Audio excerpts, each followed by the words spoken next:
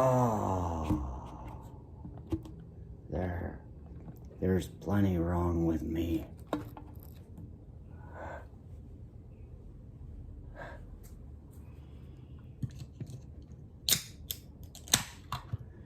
He who doesn't dally lives the shortest life.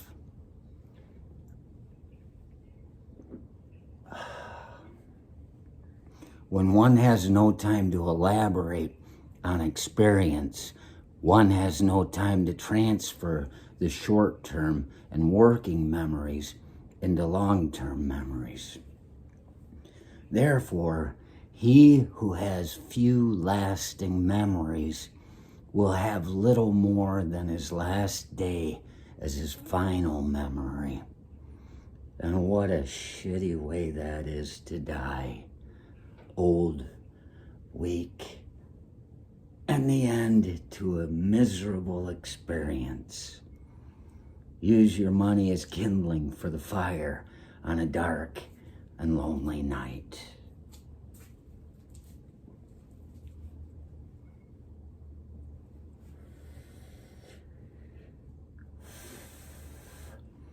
I just released one for the people that really don't have the time or like to take the time to watch something a little bit longer. It's about 25 seconds.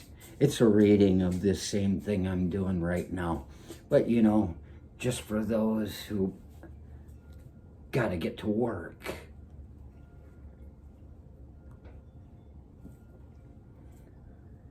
I think about the people that'll be at work and they say,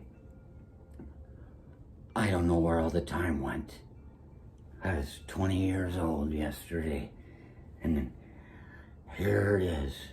And it's like, I think about how one time when I was at Michigan State and I was running late for an 8 a.m. class. I don't know why I would have taken an 8 a.m. I was just a stupid student. But the skies were gray. There was nobody on campus except this girl walking across the campus street on the other sidewalk, you know. And she was coming and she saw me and she made her way across the street and came up to me and said, looking at me, and said, can I do your numbers?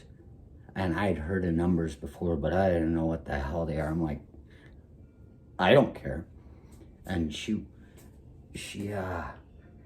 took numbers from me and this and that, and she calculated, and she said, you're on your last life.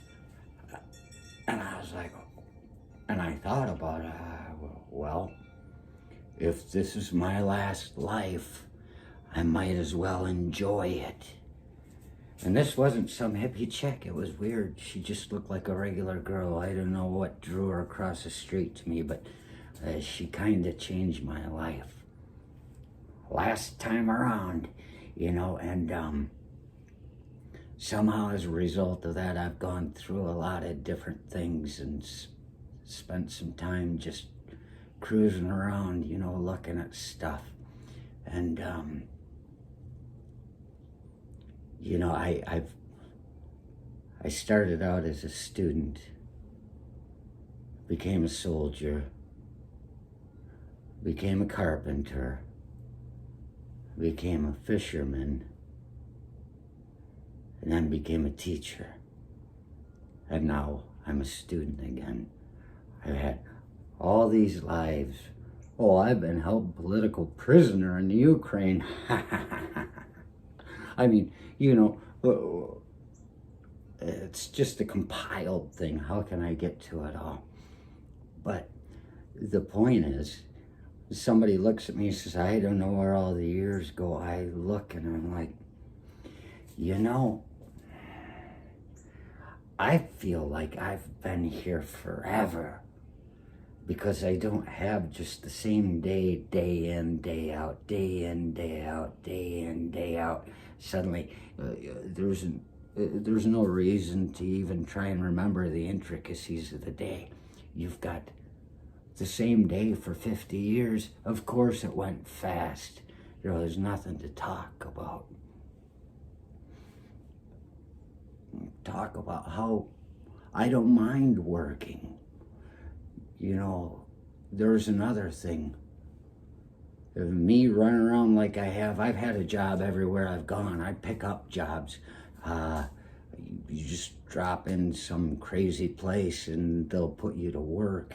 And if I'd have done that, all the stuff that I've been doing without having a job, I'd be just crazy Judas, and nobody would pay attention because I'd be sitting there on their couch and taking their money and drinking their beer, and they'd just say, that's just... But as it is, I'm self-sufficient, which takes you to a new level. You have to be careful of that. Stay self-sufficient. Otherwise, when you're self-sufficient, you somehow have access to a sort of credence. They may think you're crazy, but they go, but he's right. Instead of just, useless prick bastard. And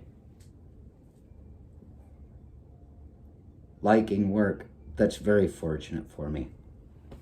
I've had it come back to me that Judas works 100 miles an hour. People like having me around when it comes to getting something done. And like when I wasn't around, my adopted cousin showed up, and he was a bodybuilder, weightlifter. You know, I don't lift any weights unless I'm about to do hay, but he was out there, and they said he was going, ooh, ooh, and doing this stuff, putting the hay up. And after just a very short period of time, he said, this is hard, and he laughed. And so you see, he left the work. Nobody respects that guy. How are you going to even listen to a word he said? He called me one day. He said, Judas, you look like Armageddon. He saw me in the street. And I said, well, I am. And he looked all clean and fresh, and he was useless. At least I could possibly get something done. And a great thing about me, too. I'm half Polak, half hillbilly. What can they expect of me? And as a result, from the Polish side, I get the retard strength. And from the hillbilly side, I get the part that's just too stupid to stay down. And so you take those two retarded mechanisms and you put them together, and it grows exponentially. It may be 4 times as much as your average Down syndrome person. And I'm not kidding about that. I've had to wrestle them. They're strong. And so we got that going. And work, I like work. We go to work to sober up. That's the thing. I figure if I were to win the lottery, I'd be dead in 6 months. And that really doesn't bother me. It just still seems like there's a lot of fun to be had. And, you know, dilly-dally, please do. Take some time and look at the dirt on your fingernails. You could do your numbers with it. 2 of the hogs got the sick paw, and Grandpa Judas does too. Ha ha ha ha.